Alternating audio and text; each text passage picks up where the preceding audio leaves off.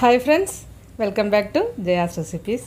അപ്പോൾ ഇന്ന് ഞാൻ കയ്പയ്ക്ക അല്ലെങ്കിൽ പാവയ്ക്ക കൊണ്ടുള്ള നല്ലൊരു പുളിങ്കറി, നല്ലൊരു ഒഴിച്ചുകറിയാണ് ഉണ്ടാക്കി കാണിക്കുന്നത്. ചോറിനൊക്കെ ഒപ്പം കഴിക്കാൻ പറ്റിയ നല്ലൊരു ടേസ്റ്റ് ആയിട്ടുള്ളൊരു പുളിങ്കറിയാണത്. ഇതൊരു ഏതാണ്ടൊരു കയ്പയ്ക്ക കൊണ്ടുള്ള ഒരു മീനില്ലാത്ത മീൻ കറി എന്ന് വേണമെങ്കിൽ ഇതിലും പറയാം. ആ ഒരു ടേസ്റ്റാണതിന്. അപ്പോൾ അതിന് വേണ്ടിയിട്ട് നല്ല കയ്പയ്ക്ക നന്നായിട്ട് വെള്ളത്തിലൊക്കെ ഇട്ട് വെച്ചിട്ട് കുറച്ച് നേരം ഇട്ടിട്ട് ഞാൻ നന്നായിട്ട് സോപ്പൊക്കെ ഇട്ടിട്ട് കഴുകി വെച്ചതാണത്. അപ്പോൾ നമ്മൾ ടൂത്ത് ബ്രഷോ അങ്ങനെ ഉപയോഗിക്കാത്ത നല്ല പുതിയ ടൂത്ത് ബ്രഷ് കൊണ്ട് അതൊക്കെ നന്നായി ക്ലീൻ ചെയ്തെടുക്കുക. എന്നിട്ട് ഇതാ കുരുക്കെ കളഞ്ഞിട്ട് ഇതേപോലെ നൈസായിട്ട് അരിഞ്ഞെടുക്കുക കേട്ടോ. അപ്പോൾ ഇതുപോലെ ചെറുതായിട്ട് അരിഞ്ഞെടുക്കുക. ഇപ്പോൾ ഇതാ അരിഞ്ഞെടുത്തിട്ടുണ്ട്. പിന്നെ അതിൻ്റെ കൂടെ ഒരു 2 പച്ചമുളക് അതും കൂടി വയ്ക്കുന്നുണ്ട്. കാന്താരി മുളകൊക്കെ ചേർക്കാം കേട്ടോ. പിന്നെ ഒരു 10-15 ചെറിയ ഉള്ളി നീളത്തിൽ അരിഞ്ഞിട്ട് എടുക്കുക. ചെറിയ ഉള്ളി ഇതിൻ്റെ കൂടെ കുറച്ച് നല്ല ടേസ്റ്റാണത്. അപ്പോൾ ചെറിയ ഉള്ളി അരിഞ്ഞു വെച്ചിട്ടുണ്ട്. ഇനി ഒരു തക്കാളി, ഈ ഒരു വലുപ്പത്തിൽ ഞാൻ കാണിക്കുന്ന ഈ വലുപ്പത്തിലൊരു തക്കാളി ഇതേപോലെ അരിഞ്ഞെടുക്കുന്നുണ്ട്. അപ്പോൾ ഇത്രയൊക്കെയാണ് സാധനങ്ങൾ. പിന്നെ ഇത് മൺചട്ടിയിൽ ഉണ്ടാക്കിയാലാണ് കേട്ടോ ടേസ്റ്റ്. ഞാൻ ഇതിന് മുന്നേ പച്ചമാങ്ങാക്കറിയൊക്കെ കാണിച്ചല്ലേ, അതൊക്കെയും ഇതേപോലെ മൺചട്ടിയിൽ ഉണ്ടാക്കുമ്പോഴാണ് അതിൻ്റെ കറക്റ്റ് ടേസ്റ്റ്. ഇല്ലെങ്കിൽ മാത്രം നിങ്ങൾ സ്റ്റീൽ പാത്രം ഏതെങ്കിലും ഉപയോഗിച്ചാൽ മതി. അപ്പോൾ ഇതിൻ്റെ മൺചട്ടി പുതിയ മൺചട്ടിയാണ്. ഞാൻ പ്രത്യേകിച്ച് എണ്ണ പോലും ഒഴിക്കാതെ ഗ്യാസിൽ ഹൈ ഫ്ലെയിമിൽ വെച്ച് മറന്നുപോയി, അതിൻ്റെ ഒരു സൈഡ് പൊട്ടിപ്പോയി. അപ്പോൾ നല്ല ചട്ടി ആണ്, പിന്നെ അങ്ങനെ ഒരു സൈഡ് പൊട്ടിപ്പോയി എന്ന് മാത്രമേ ഉള്ളൂ പ്രശ്നം. അതിൽ കുക്ക് ചെയ്യാനൊന്നും പ്രത്യേക പ്രശ്നമില്ല കേട്ടോ.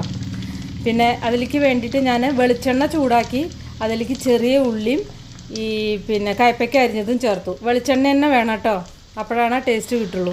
അപ്പോൾ വെളിച്ചെണ്ണ കുറച്ച് നല്ല ഒഴിക്കുക, 2-3 ടേബിൾ സ്പൂണൊക്കെ ഒഴിക്കണം. അത് വഴറ്റാൻ ആവശ്യമായിട്ടുള്ള ആ വെളിച്ചെണ്ണ ഒഴിക്കണം, അപ്പോഴാണ് അതിന് ആ ടേസ്റ്റ് കിട്ടുള്ളൂ. ഇതിലേക്ക് ഒരു കഷ്ണം ഇഞ്ചി, ഒരു 4 വെളുത്തുള്ളിയും കൂടിയിട്ട് ചതച്ചത്. അപ്പോൾ ഇഞ്ചിയും വെളുത്തുള്ളിയും ചതച്ചത് ഇതിലേക്ക് ചേർക്കുക. പിന്നെ ഒരു 2-3 പച്ചമുളക് ചേർക്കുക. നിങ്ങൾക്ക് വേണമെങ്കിൽ കാന്താരി മുളകും ചേർക്കാം കേട്ടോ. അത് നന്നായിട്ട് വഴറ്റുക, നന്നായിട്ട് കുക്കാവണം. ഇത് അതിൻ്റെ റോ ടേസ്റ്റൊക്കെ പോയിട്ട് നന്നായിട്ട് ഇത് വഴറ്റിയെടുക്കണം. ഇതിലേക്കുള്ള അരപ്പ് റെഡിയാക്കാം. ഒരു 1/2 കപ്പ് തേങ്ങ എടുക്കുക. ഞാനിപ്പോൾ തേങ്ങ ഇത് കഷ്ണങ്ങളായിട്ടാണ്. ഇതിലേക്ക് ഒരു 2-3 ചെറിയ ഉള്ളി എടുക്കുക. എൻ്റെ വലിയ ചെറിയ ഉള്ളിയാണ്, അപ്പോൾ 2 എണ്ണമാണ് ഞാൻ എടുത്തിരിക്കുന്നത്. ഇനി ഇത് നന്നായിട്ട് അരച്ചെടുക്കുക. ഇപ്പോൾ ഇത് ഒരുവിധം നന്നായിട്ട് വഴന്നു വന്നിട്ടുണ്ട്.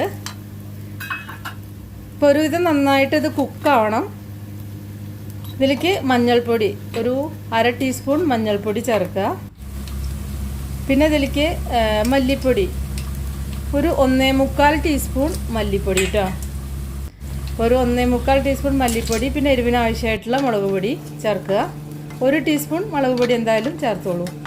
നന്നായിട്ട് ആ പച്ചമുളകൊക്കെ ഒന്ന് മാറട്ടെ, നന്നായിട്ട് വഴറ്റിയെടുക്കുക. ഇപ്പോൾ അതിൻ്റെ പച്ചമുളകൊക്കെ മാറിയിട്ടുണ്ട്, നന്നായി വഴന്നു വന്നിട്ട് ഇതിലേക്ക് ആ ഒരു തക്കാളി ചേർക്കുക. തക്കാളി ചേർത്തിട്ട് ഒന്ന് നന്നായിട്ട് വഴറ്റണം. ആ തക്കാളിയുടെയും പച്ചമുളകൊക്കെ ഒന്ന് മാറണം. തക്കാളി ചേർത്തിട്ട് ഇത് അടച്ചു വയ്ക്കുക. ഇപ്പോൾ ഇതാ തക്കാളിയൊക്കെ നന്നായിട്ട് വഴന്നു വന്നിട്ടുണ്ട്. എണ്ണയൊക്കെ തെളിയണം, എണ്ണ തെളിയണം കേട്ടോ. ഇനി അതിന് ശേഷം നെല്ലിക്ക വലുപ്പത്തിൽ പുളി കുതിർത്തിയത് ചേർക്കുക. അല്ലെങ്കിൽ നിങ്ങൾക്ക് എത്ര ആവശ്യത്തിലുള്ള പുളി ചേർക്കുക. പുളി കൂടി പോകണ്ട, അപ്പോൾ ടേസ്റ്റ് ഉണ്ടാവില്ല. പിന്നെ അതിലേക്ക് ആവശ്യമായിട്ടുള്ള ചൂടുള്ള വെള്ളം, നല്ല ചൂടുള്ള വെള്ളം കൂടി ചേർത്തിട്ട് നന്നായിട്ട് പിന്നെ എന്താ പറയുക, തിളച്ച് ആ പുളി നന്നായിട്ട് വേവണം. പുളിക്കും ഒരു വേവൊക്കെ ഉണ്ട്, അതിൻ്റെ ആ പച്ചമണമൊക്കെ മാറിയിട്ട് നന്നായി വേവണം. ഇതിലേക്ക് ആവശ്യമായിട്ടുള്ള ഉപ്പൊക്കെ ചേർക്കുക. ഇതിന് നന്നായിട്ട് ഒന്ന് കുക്കാവട്ടെ. പുളി നന്നായിട്ട് വേവണം, അപ്പോഴാണ് അതിൻ്റെ ടേസ്റ്റ് ശരിയാവുള്ളൂ. പുളിയുടെ പച്ചമണം ഉണ്ടാവാൻ പാടില്ല. ഇനി ഇതിലേക്ക് ആ അരപ്പ് ചേർക്കുക. അരപ്പ് ചേർത്തിട്ട് നന്നായിട്ട് ഒന്ന് തിളപ്പിക്കുക.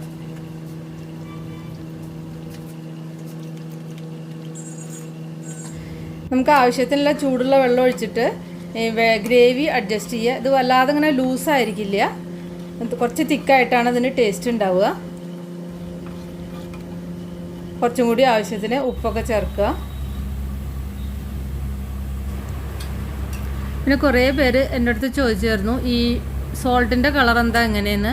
ഇതൊരു ലൈറ്റ് പിങ്ക് കളറിലുള്ള സോൾട്ടാണ്, പിങ്ക് സോൾട്ട് എന്ന് പറയും. ഇത് റോക്ക് സോൾട്ടാണ്. റോക്ക് സോൾട്ട് അല്ലെങ്കിൽ ഹിന്ദിയിൽ ഇതിന് സേന്താ നമക് എന്ന് പറയും. അപ്പോൾ ഇതാണ് ഞാൻ സാധാരണ യൂസ് ചെയ്യാറ്. വൈറ്റ് ഇത് അൺറിഫൈൻഡ് ആണ്, അതായത് നാച്ചുറൽ ഫോമിലുള്ള സോൾട്ടാണത്. അപ്പോൾ അരപ്പൊക്കെ ചേർത്തിട്ട് നന്നായിട്ട് തിളച്ചിട്ട് അതിൻ്റെ പച്ചമണമൊക്കെ ഒന്ന് മാറിയിട്ടുണ്ട്. ഇതിലേക്ക് ഞാൻ കുറച്ച് ശർക്കര ചേർക്കുന്നുണ്ട്. എന്തിനറിയോ, കയ്പയ്ക്കയുടെ ആ ഒരു കയ്പും പിന്നെ ആ പുളിയില്ലേ അതൊക്കെ ഒന്ന് അഡ്ജസ്റ്റ് ചെയ്യാൻ, അതിൻ്റെ ടേസ്റ്റ് ഒന്ന് എൻഹാൻസ് ചെയ്യാൻ വേണ്ടിയിട്ടാണ് ഈ ശർക്കര ചേർക്കുന്നത്. അപ്പോൾ ശർക്കര ചേർത്ത ടേസ്റ്റ് ഒന്നും കൂടി കൂടും. ഇനിയിപ്പോൾ നിങ്ങൾക്ക് ഇഷ്ടമല്ലെങ്കിൽ ശർക്കര ചേർക്കണ്ട. പക്ഷെ ഞാനൊരു ചെറിയൊരു കഷ്ണം, ഒരു 1/4 ടീസ്പൂൺ മുതൽ ഒരു 1/2 ടീസ്പൂൺ വരെയൊക്കെ ചേർക്കാം, നോക്കിയിട്ട് ചേർത്തോളൂ. ഇനി ഇതിലേക്ക് വറുത്തിടാം. അതിന് വെളിച്ചെണ്ണ ഒഴിക്കുക, അതിലേക്ക് കടുക് ഇട്ടു, 1 ടീസ്പൂൺ കടുക്, 1/2 ടീസ്പൂൺ ഉലുവ. പുളിയുള്ള സാധനങ്ങളിലൊക്കെ നമ്മൾ ഉലുവ ചേർത്തിട്ടാലാണ് അതിൻ്റെ ടേസ്റ്റ് ഉണ്ടാവുള്ളൂ. അപ്പോൾ ഉലുവയും പൊട്ടിക്കഴിഞ്ഞ് കഴിഞ്ഞാൽ നമുക്കിതിലേക്ക് ഉണക്കമുളക് ചേർക്കാം. 2-3 ഉണക്കമുളക് പൊട്ടിച്ച് ചേർക്കാം. ഉണക്കമുളക് പൊട്ടിച്ചിടണം കേട്ടോ, അപ്പോഴാ ഫ്ലേവർ കിട്ടുള്ളൂ. പിന്നെ കറിവേപ്പിലയും കൂടി ചേർത്തിട്ട് ഈ താളിപ്പ് നമുക്ക് ഇതിലേക്കാണ്ട് ഒഴിക്കാം.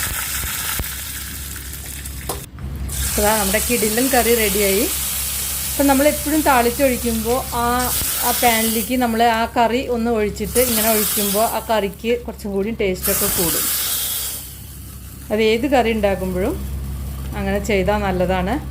കുറച്ച് നേരം അടച്ചു വെച്ചിട്ട് നമുക്ക് ചോറിൻ്റെ കൂടെയൊക്കെ സെർവ് ചെയ്യാം.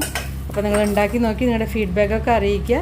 ഇഷ്ടപ്പെട്ട ലൈക്ക് ചെയ്യുക, അല്ലെങ്കിൽ നിങ്ങൾക്ക് ഡിസ്ലൈക്ക് ചെയ്യാം. അതുപോലെ തന്നെ നമ്മുടെ ചാനൽ സബ്സ്ക്രൈബ് ചെയ്യാനൊന്നും മറക്കണ്ട കേട്ടോ.